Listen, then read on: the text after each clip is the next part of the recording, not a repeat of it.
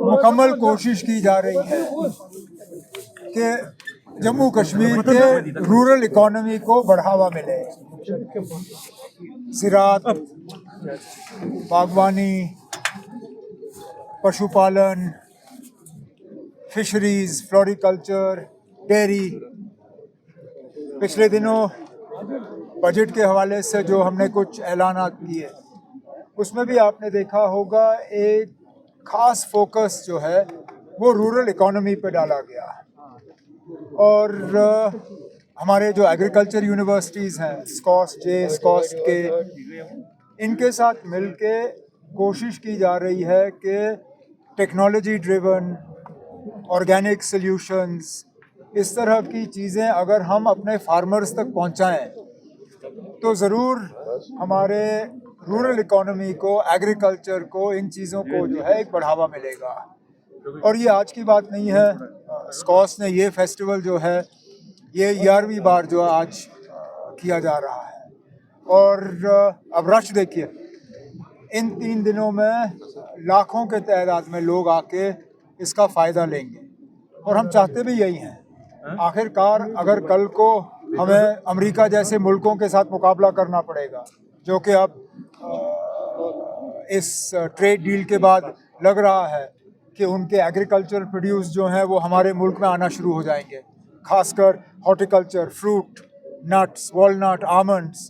तो अगर हमें उनका मुकाबला करना होगा, कहीं ना कहीं हमें अपनी पैदावार, प्रोडक्टिविटी और क्वालिटी दोनों को इम्प्रूव करना होगा, जिसमें ये फेस्टिवल गोंगुल का ये एक बहुत जो है इम्पोर्टेंट रोल जो है वो अदा करती है। नहीं पता बाकी मुल्क में क्या बेनिफिट्स होंगे, लेकिन हमें तो फ़िलहाल नुकसान ही नज़र आ रहा है। अब जिन चीज़ों को ड्यूटी फ्री यहाँ मुल्क में अब आने की इजाज़त दी जा रही है वो सारे हमारे प्रोडक्ट्स हैं। आमंड्स, वॉलनट्स, एप्पल्स, सारे फ्रूट जो हैं, फ्रेश फ्रूट, ड्राई फ्रूट, वो तो जम्मू कश्मीर की पैदावार है, यहाँ की प्रोडक्ट्स हैं। अब आप हमें कहते हो कि अब कोई फ़र्क नहीं पड़ेगा, यहाँ 70 रुपये किलो से कम आएगा नहीं, लेकिन उसका क्या मतलब है कि सारे बकवास फ्रूट हमारे ही बिकेंगे और अच्छा फ्रूट उनका बिकेगा? हमारे ग्रोअर्स ने पिछले कई सालों से अपने प्रोडक्ट को बेहतर करने में बहुत इन्वेस्टमेंट किया है। नई वैरायटीज़ आई हैं, हाई क्वालिटी आया है, सीए स्टोर्स के ज़रिए हम बेहतर प्रोडक्ट को मार्केट पे सही वक्त पे पहुंचा पाते हैं।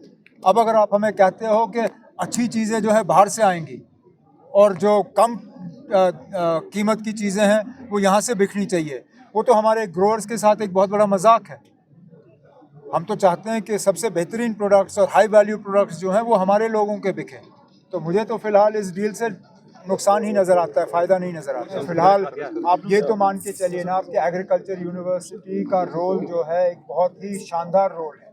आप जाके देखिए, हर स्टॉल में आपको कहीं ना कहीं कुछ नया नज़र आएगा।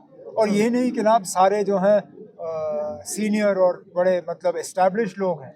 यहाँ मैंने अभी 11 साल के बच्चे के साथ बात की जिसने एक रोबोट डेवलप किया है प्लांटिंग के लिए और ये क्या कहते हैं इसको, इरिगेशन के लिए। तो ये मतलब हमारी यूनिवर्सिटीज़ का एक अहम रोल है। आगे जाके और यूनिवर्सिटी खोलनी है या नहीं, उस पर हम बाद में बात करेंगे। ऐसी बातें मुल्क पर भी असर पड़ता है, तो बांग्लादेश के हवाले से जानना चाहेंगे। एसीसी लोन वेव अप होना चाहिए, तब उस पर बात कर लेंगे। उमर साहब, would you like to words about the stability of Bangladesh? अब हमारे पड़ोसी मुल्क जितना ज़्यादा स्टेबल हो उतना हमें ही फ़ायदा है।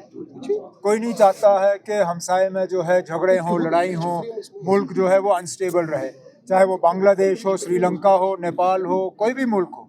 हम तो चाहते हैं कि वहाँ जमहूरियत कायम रहे, डेमोक्रेसी फले फूले और मुल्क स्टेबल रहे। इसमें अब बांग्लादेश के लोगों ने अपनी हुकूमत चुनी है। अब उम्मीद करते हैं कि हुकूमत बनने के बाद हमारे दोनों मुल्कों के रिश्ते जो बीच में उनमें थोड़ी सी खटास आ गई थी, वो रिश्ते अब दोबारा जो है वो सुधर जाएंगे।